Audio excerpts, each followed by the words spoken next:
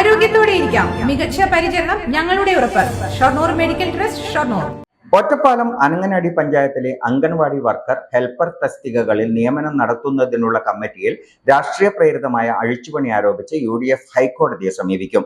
നേരത്തെ തീരുമാനിച്ച സമിതിയിലെ 2 സാമൂഹിക പ്രവർത്തകരെ മാറ്റിയ തീരുമാനവും ഇവർ നടത്തിയ ഇന്റർവ്യൂവും റദ്ദാക്കണമെന്നാവശ്യപ്പെട്ടാണ് നിയമ പോരാട്ടമെന്ന് നേതാക്കൾ ഒറ്റപ്പാലത്ത് വാർത്താസമ്മേളനത്തിൽ അറിയിച്ചു. നേരത്തെ തീരുമാനിച്ച ഇന്റർവ്യൂ ബോർഡിൽ നിന്ന് 2 പേരെ ഏകപക്ഷീയമായി ഒഴിവാക്കി പകരം 2 പേരെ ഉൾപ്പെടുത്തിയെന്നാണ് ആരോപണം. ഇവർ CPM ബന്ധമുള്ളവരാണെന്നും തീരുമാനം രാഷ്ട്രീയ പ്രേരിതമാണെന്നുമാണ് ആക്ഷേപം. നടപടി പുനഃപരിശോധിക്കണമെന്നാവശ്യപ്പെട്ട് ശിശു വികസന വകുപ്പിന് നൽകിയ പരാതികൾ അവഗണിക്കപ്പെട്ട സാഹചര്യത്തിലാണ് ഹൈക്കോടതിയെ സമീപിക്കാൻ തീരുമാനം.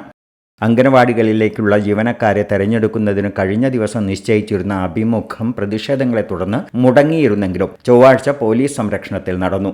സാമൂഹിക പ്രവർത്തകരായ 5 പേർ ഉൾപ്പെട്ട ഇന്റർവ്യൂ ബോർഡിൽ നിന്ന് നിയമവിരുദ്ധമായാണ് ശിശു വികസന ഓഫീസർ അകാരണമായി 2 പേരെ ഒഴിവാക്കിയതെന്ന് UDF ആരോപിച്ചു.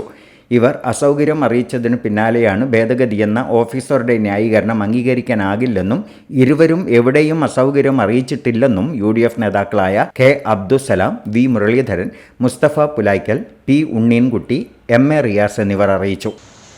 ഇന്ന് അവിടെ പോലീസ് പ്രൊട്ടക്ഷനോടുകൂടി ഇൻ്റർവ്യൂ ആരംഭിച്ച ഒരു സാഹചര്യമാണുള്ളത്. അപ്പോൾ ഞങ്ങളെ സംബന്ധിച്ചിടത്തോളം ഈ നീതികേടിനെതിരെ പ്രതികരിക്കാതിരിക്കാൻ UDFന് കഴിയില്ല.